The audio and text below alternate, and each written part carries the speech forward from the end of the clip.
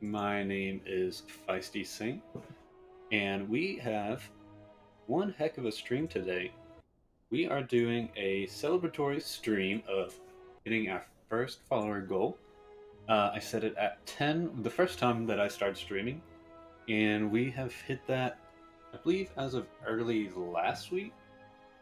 And we've been putting it off of doing something special, mostly because I wasn't sure what exactly I wanted to do to celebrate, but this is what we have lined up. Um, Also, throughout the stream, you can type in exclamation mark program, and it will pull up what we have like for today's docket. So we are going to start off with the daily, and from there we will go into some Ascension Zero speedrunning, which we have never done before on stream. So that will comprise of us going at the lowest difficulty, which we typically do um, the highest difficulty on here, 820 being the highest, Ascension Zero being the lowest. And we're going to try to see if we can make it all the way to. Well, I haven't decided if we should go for the heart or if we should just go for the simple boss. But maybe we'll see. We'll see how the run's going. But I'd like to ideally get maybe 2 wins. Yeah, probably two. Um, Sub 20 minutes, at least sub 25. That's for sure. And then from there, we'll return to our regular programming of bench of 20 rotation. I think we left off with the Watcher. Yes, yeah, we did. And so we'll be picking back up with the Ironclad, looking to improve our score to 14 and 31, I believe.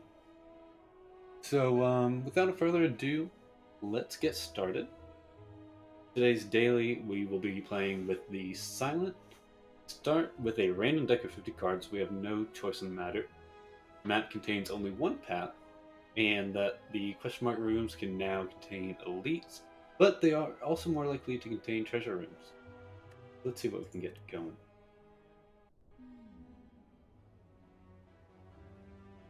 Okay.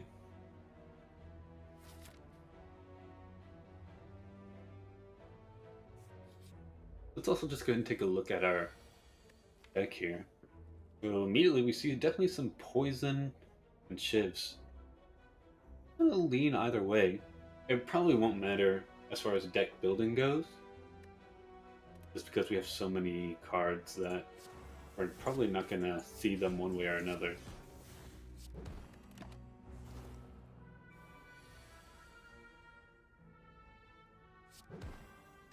Okay. Predator's a good card.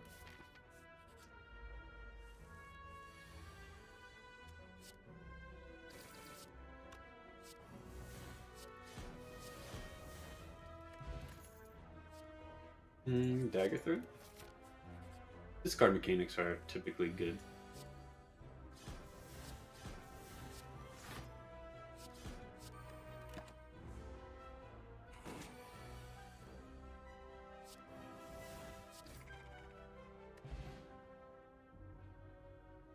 Thank you, Diet Dr. Pepper. I appreciate it. Said congrats on the stream goal. First stream goal. I'm happy to get that under my belt. Do hope you're having a good day.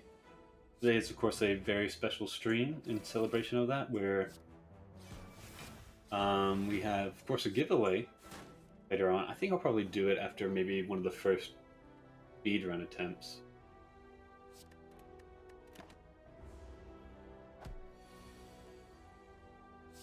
And that will be a $5 Amazon gift card. Stay tuned for that later on.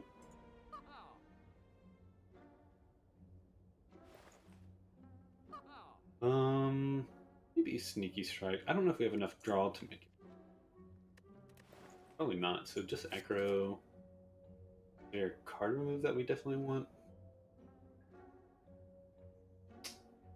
Yeah, setup. We have such a large deck that we're not going to make much use of it.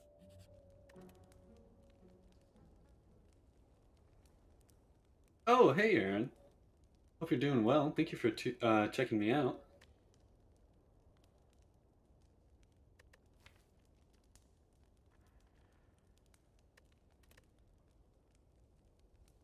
Let's upgrade our backstabs because since they're innate in that they'll start in our hand, we'll always see them. That way, we'll get the most value from these upgrades.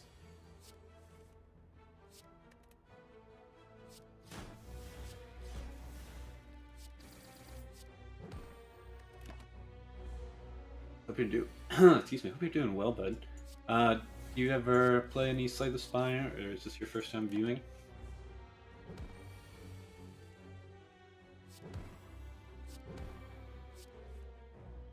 That's a good pickup.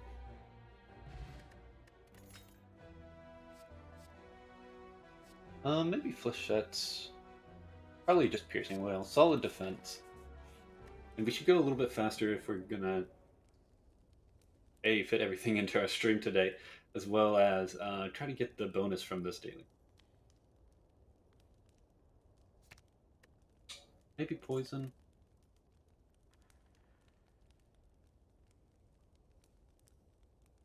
We can go with the second backstab, I guess. Never seen this game. Well, this is a roguelike. It's all about building your deck and climbing levels to get to the top. I think regular ascension and this daily is 450 or 51. I think 50 that you get all the way up to. We started with a very large deck of cards. This is the daily. Every day, the in-game content produces random modifiers to make runs special, and people try to get a high score and compare them internationally. At least it's good. Where typically I will later on in the stream play at the highest difficulty, where it's a little bit more predictable, but also competitive and analytical. We should get this because we'll be upgrading a card in our hand every time we have it, and we probably won't see this curse. So the cons of this curse won't really affect us.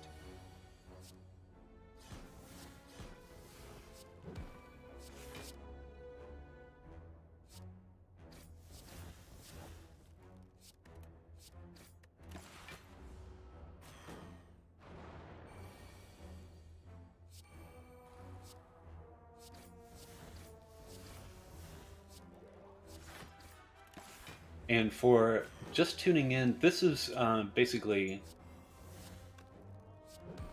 how this game works. Right here on our bottom left is our energy. Up here, as we're going through the Spire, we collect relics. They provide certain little powers or effects either to our deck or to our health up here, to our gold. And these are potions. These are one-time uses. And you're able to pick up more as you go along. In this game there, you can add, let's see, attacks, which will deal a certain amount of damage. There are powers, which do certain things, like this dexterity improves block. Or there are skills, so they don't provide damage directly. For instance, like draw 3 cards, discard 1 card. So you want to wrap up everything together to make it pretty consistent in your fights, as well as effective and powerful. Because as you climb through the Spire, the combat gets harder, so you need to be scaling with the Spire as it also scales against you.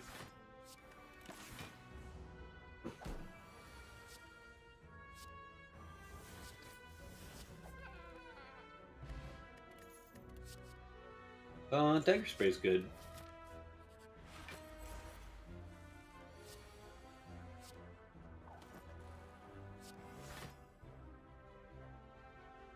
I like that we got the weakness down. Some sort of defense. We'll just go ahead and play these.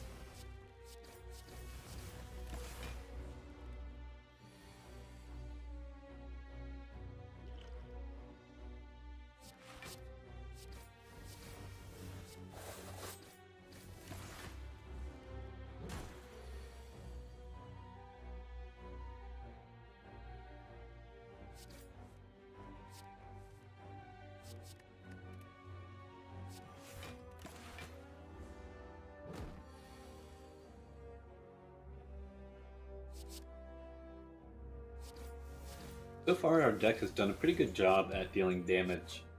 Um, Maybe blocking could help a little bit. So this had some block. We'll also enter a block.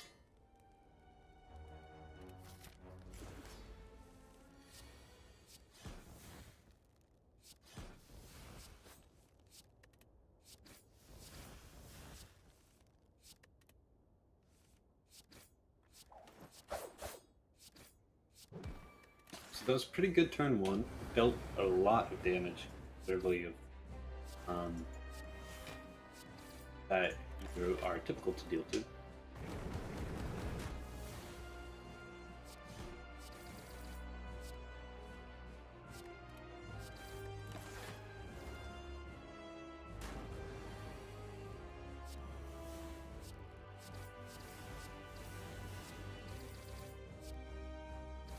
Okay.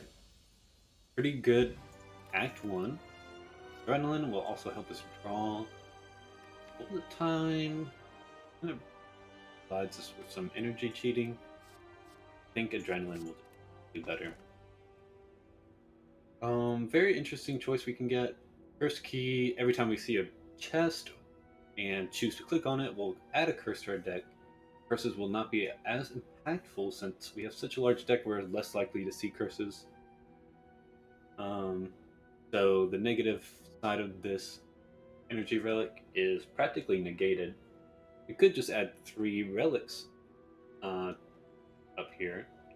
We choose Calling Bell. And I definitely don't like this since we only have one path. We might be seeing a lot of shops and we want to make the most out of our gold. So no longer gaining gold would be quite a detriment. I think we just like Curse Key. Also in the dailies, you get a certain bonus score for adding so many curses, so that will help.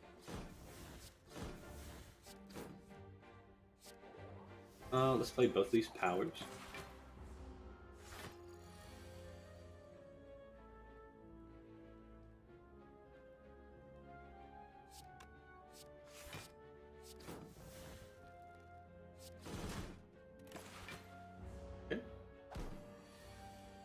Hello, Fight Milk Connoisseur. Hope you're doing well today. I should say maybe well the past couple hours.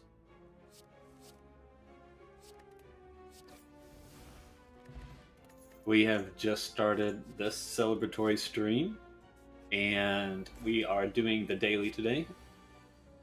So we have some random modifiers in comparison to what we're typically used to. I think Malaise is good. No need to draw.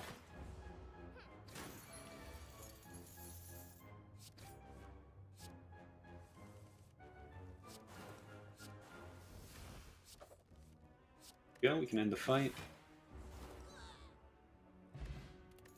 Gold, Flexpot's pretty good, and I think it'll be better than just an artifact. We can get some more burst damage if we so desire. Paired is good draw for 0 energy. Let's go ahead and take this. 2 random upgrades. Very nice.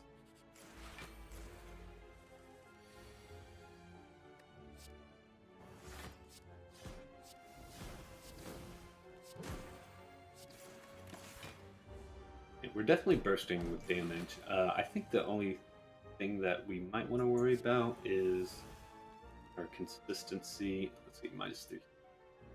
Let's do this. Well, actually, let's also gain some energy for next turn.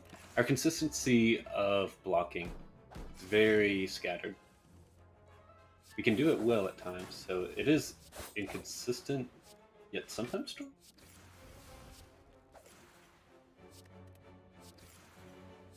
Good pickup there.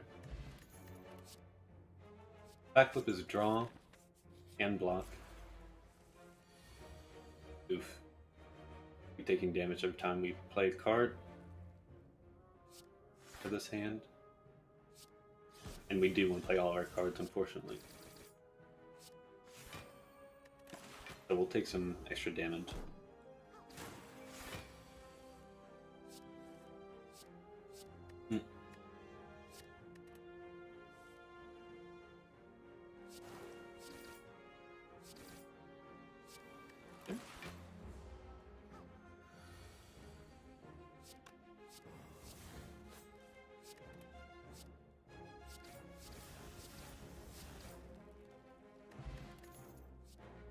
Mm, I don't really like any of those. Upgrade. Maybe actually, adrenaline. What's with our draw and energy? We aren't typically playing our whole hand just yet, so energy still helps.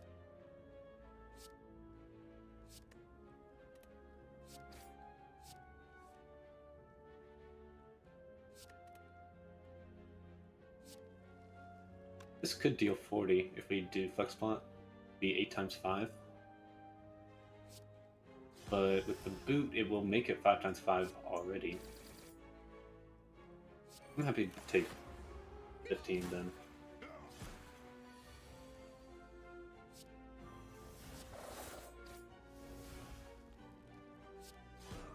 This way we get some more block with the weakness.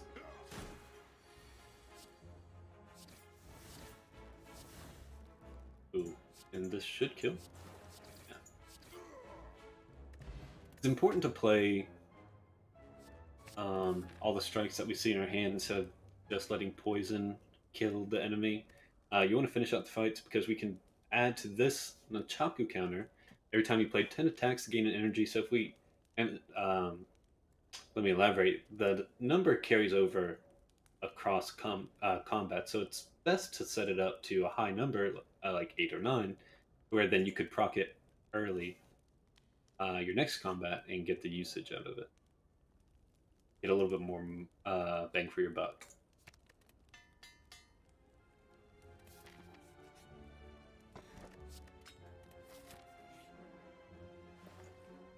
Ooh, I like Apotheosis. It would upgrade literally our whole deck. However, I also really like this bird-faced urn. Whenever we play a power card, heal 2 HP, some good sustain for the whole run. And especially since we only have one path with this modifier, we are limited to our healing options. So I would rather take this.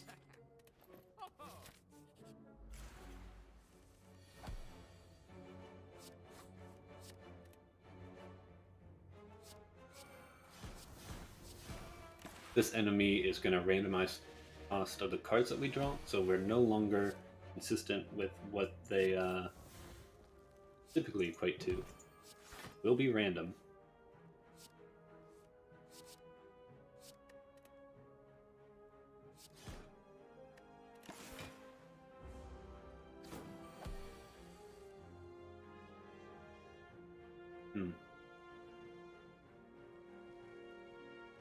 This deals enough damage. I had to think about it for a second. Another source of draw. Very good. And discard, so that way we get rid of the curses that might end up in our hand. Cryptic Writing, so we would take, I think at this Ascension level, we take 1, 2, 3, 10, so 16 damage. There are 3 possible powers that we can get, or not powers, relics. They're all pretty strong, so I think we're going to read it for the cost of 16 HP. 1, 2, 3, plus another 10. Nilri's Codex. At the end of your turn, you may shuffle 1 of 3 random cards into your draw pile.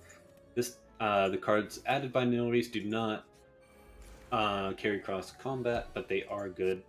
And since we have this relic, Red-Faced Urn, whenever you play a power card, heal 2 HP, you can essentially, theoretically, heal all the way up to your max HP if you stall the fight long.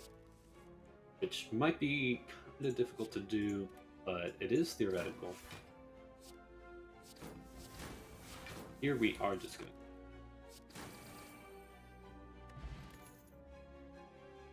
Another backflip is fine. We do want to rest going into this boss. Automaton will attack us for 58 damage at its 6th turn, so it is best to get a game plan by that time or kill it. And I think we're gonna more go with the game plan. Take this, and it will summon 2 minions. Which will steal cards from your deck, but since we have such a large deck, it doesn't matter what they steal to. But they will deal damage. In turn. For every other turn, I should say. So I think it might be best to take out at least one of them.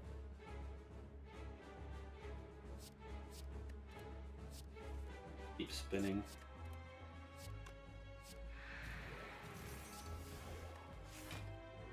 Yeah. That's good. We'll add a source of consistent damage, plus we'll gain 2 HP from playing Infinite Blades.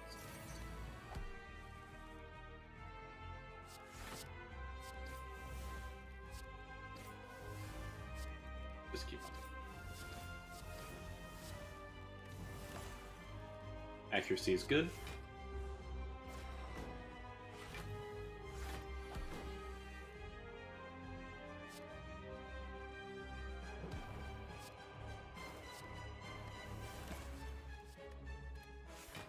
It'll take a little bit more damage, but we do get this adrenaline back, which is really nice. We want to make sure Automaton is weakened for next turn. Crippling Cloud will do that. Get to play everything.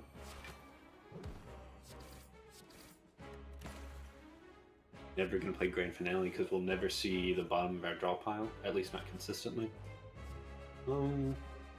Maybe Doppelganger.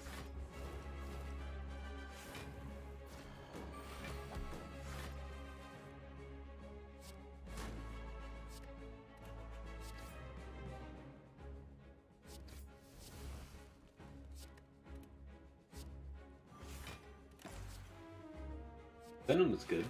Be able to deal some poison with our attacks.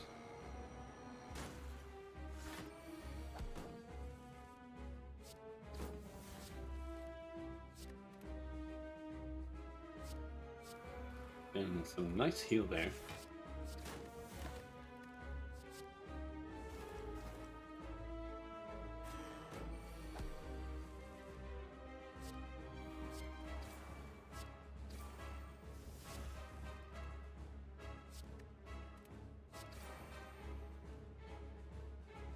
I think we're just gonna block. We could heal more.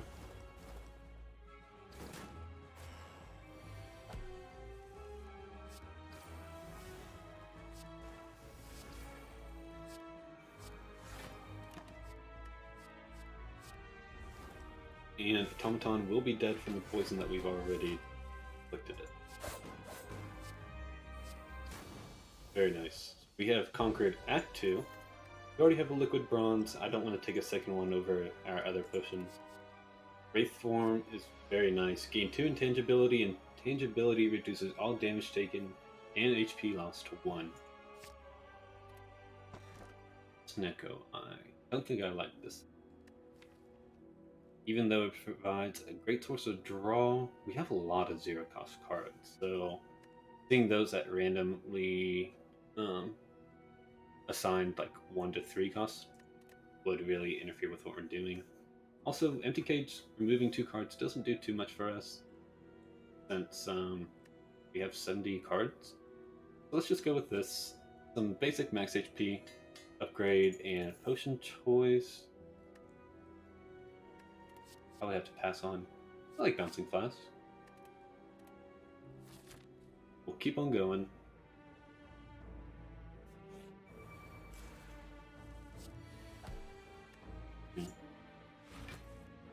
There we go.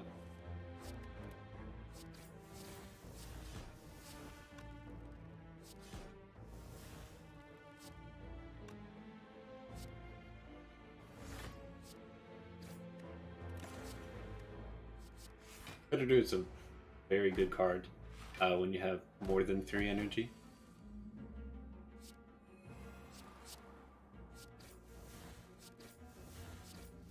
Deals a solid amount of damage as well as draw.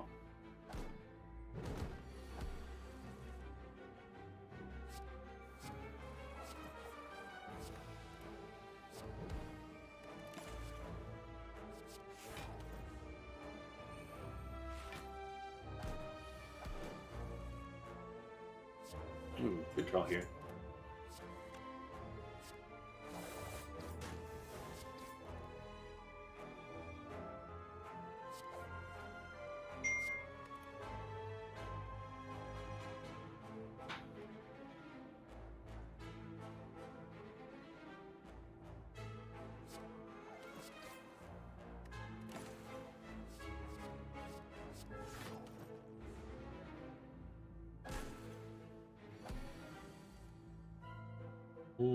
This does more damage.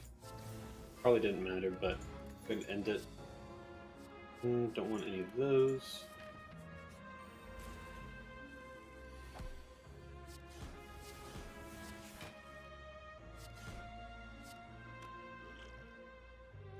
Roll.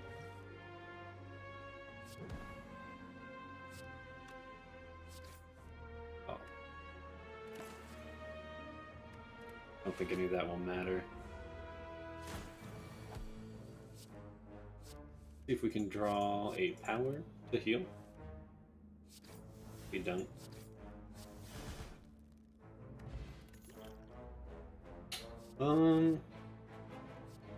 This rate plus is fine. We can see exactly what we're drawing. Frozen 9. Don't think our... Actually, no, we will want this against Time Eater, our Act 3 boss.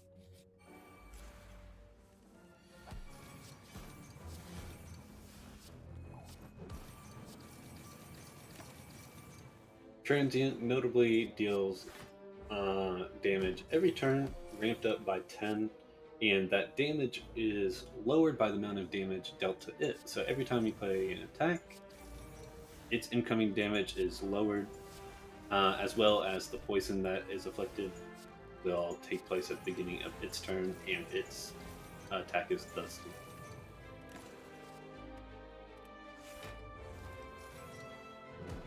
So instead of having to block defensively, you can block offensively.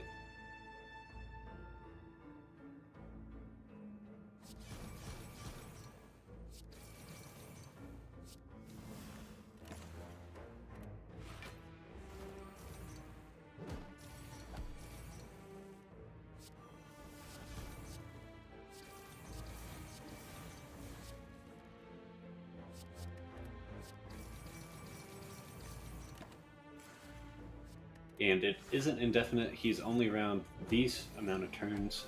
He is finally at his last turn.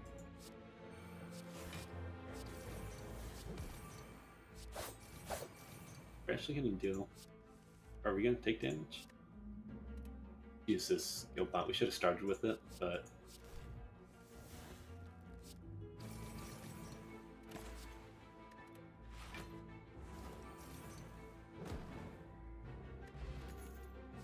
Another acro.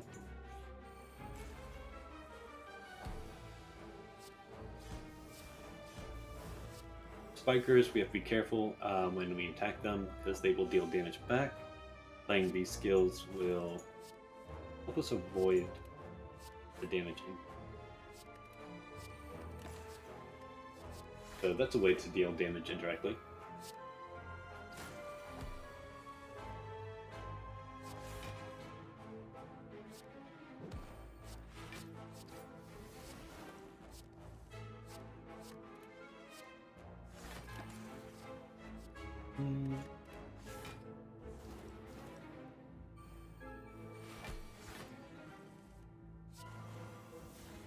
Also very nice.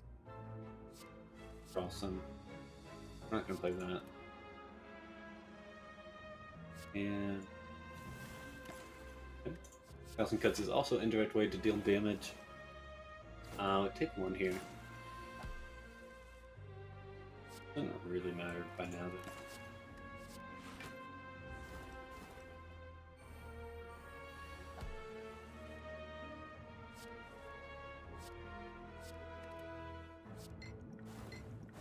That will do it.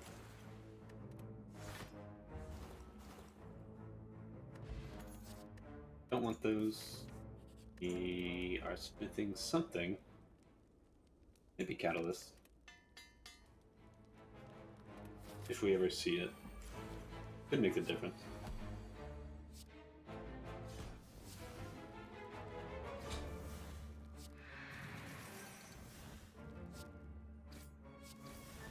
Let's do Circling Cloud is good. AoE, which will matter for later. In this fight.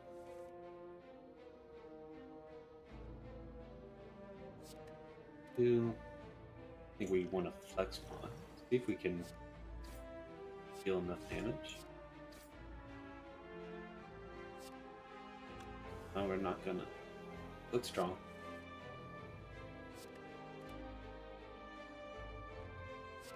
We just concentrate and give us a little bit of energy real quick. Ooh. That is no way now. We blocked that potential 25, but now we're kind of puttering out.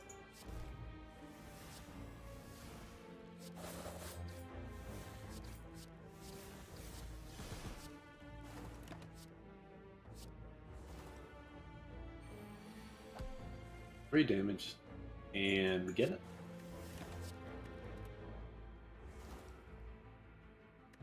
Mummified Hand. Whenever you play a power card, a random card in your hand, cost 0. Definitely helps energy-wise, and can make some synergetic use out of it with Bird Face Turn. Thus healing us for 2, as well as randomly reducing a card 0.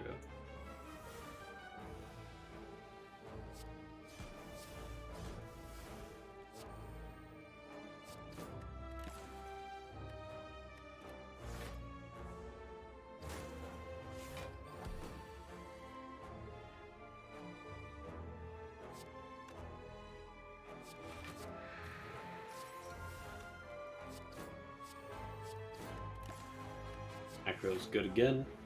We definitely like these draw cards that we can get.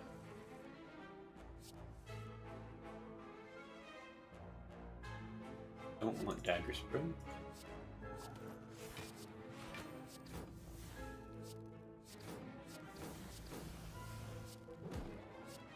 Go ahead and block. Just a little bit more.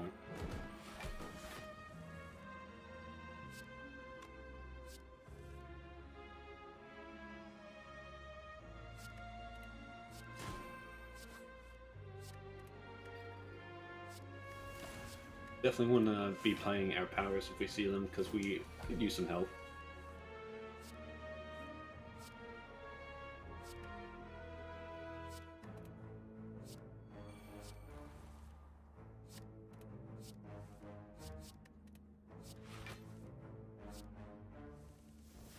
Gonna keep on looking. We also can't kill.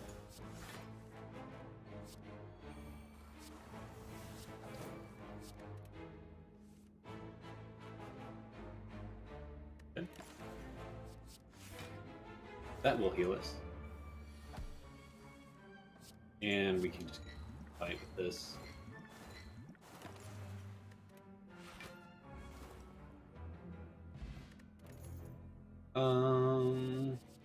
Maybe Caltrips Plus. Kinda weird. Kinda into it. Into fall. Move a random card, probably just dodge and roll.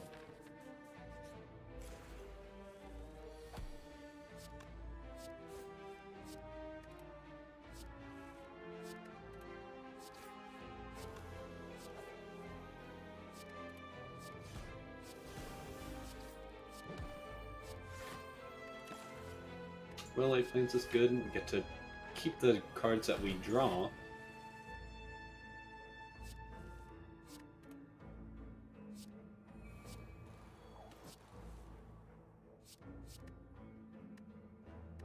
Actually, better. We're taking a good bit here. I'm not proud of it. Wraithform solves our problems there. Don't have to worry about damage now. Or at least incoming damage. Let's see if we can heal some by playing some powers.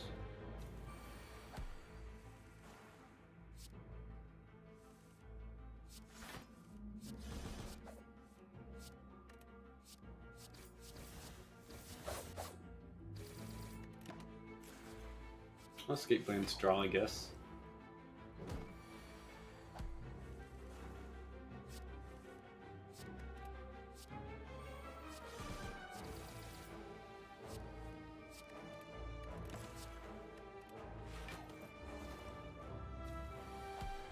And it is done.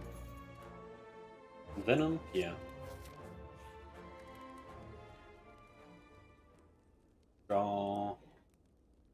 Actually, let's upgrade Wraith form. We get a whole nother turn of intangibility of reducing incoming damage to 1. Very, very strong. Ask any Slay the Spire streamer, even. Dude. Anybody who's played with intangibility for maybe a couple runs, they will all accurately attest that it is the strongest mechanic in the game. Essentially overpowered.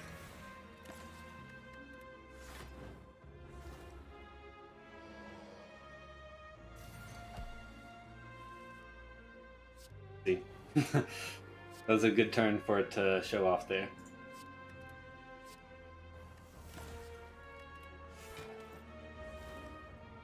$45 down to 1 is almost, no, I mean, is definitively a game-breaking mechanic. Yep, very tactically drawn. Does seem good. What separates some of the best Slay the Spires from the rest of the crowd is their accuracy and dependability of drawing the broken cards. Just like any other card game, like Hearthstone, Magic the Gathering.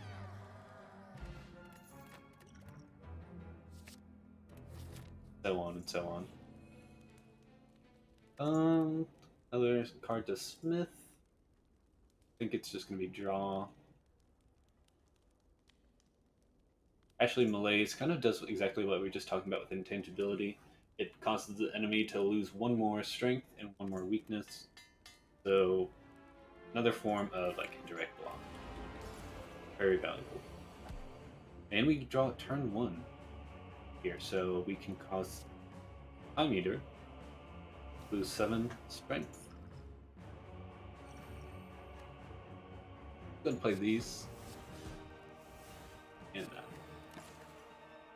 After Image is a great card. Blocking for 1 every time we play a single card. That can stack if we get more After Images.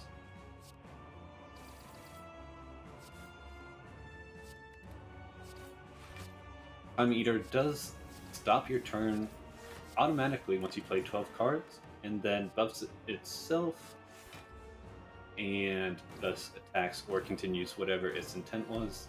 And once you have gone down,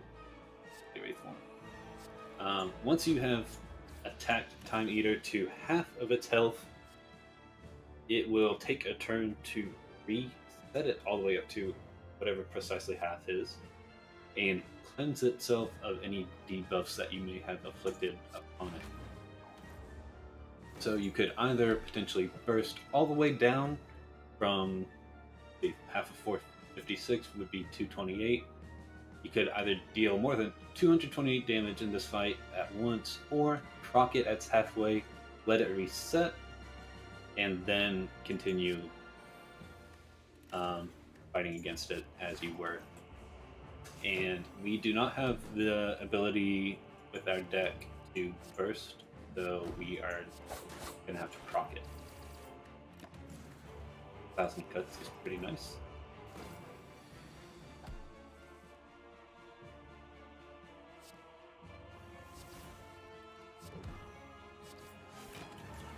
So we actually didn't proc. We're at 229, just 1 above. Probably on the bad side of that.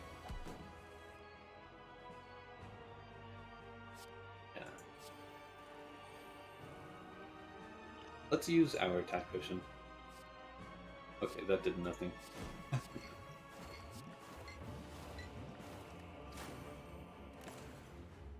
Predator is good draw.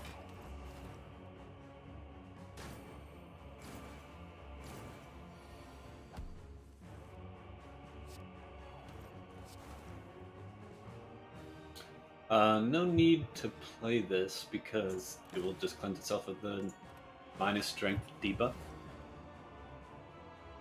And it's got rid of its vulnerability and its poison.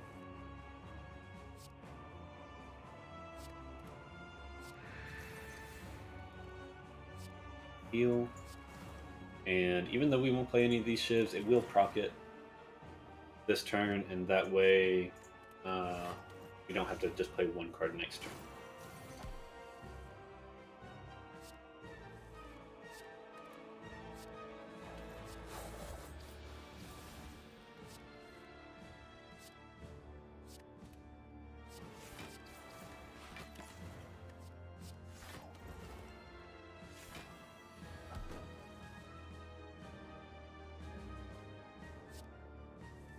Oof. That wasn't good.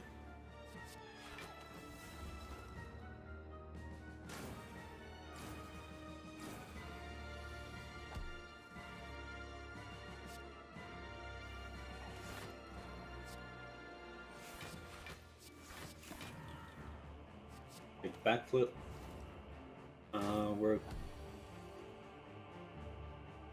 Let's see. We do draw our piercing wind. That will reduce the strength.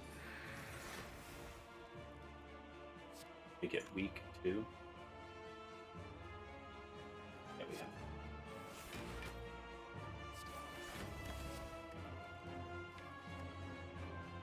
I think reflex is what we're going to be looking for.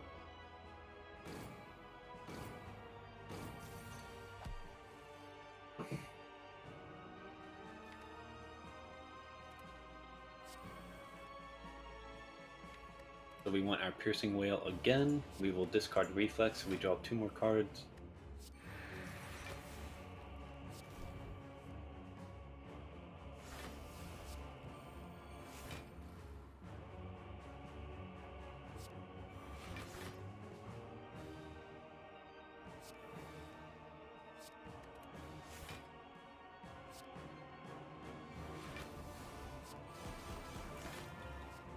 We have full blocked.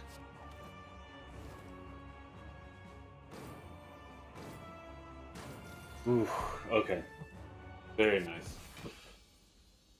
Barely cleared at 3 boss, with just 12 HP and potential powers to heal us a little bit. And also got it right under the 45-minute mark, so we will get the time bonus to our score, dealing 1076. A pretty fair score.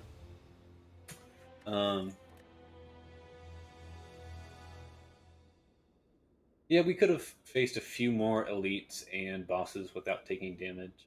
We did gain enough curses to get the score. Let's see where that puts us ranking wise. Giving data, maybe. It was updating yesterday when I did the quick daily stream. And yesterday we did land ourselves at, I think, we're 12 out of all PC players, so that was pretty exciting. It's always nice to see yourself like top 100. So 12 was something I was really proud of. So it doesn't look like it's going to retrieve our data right now. Could try to check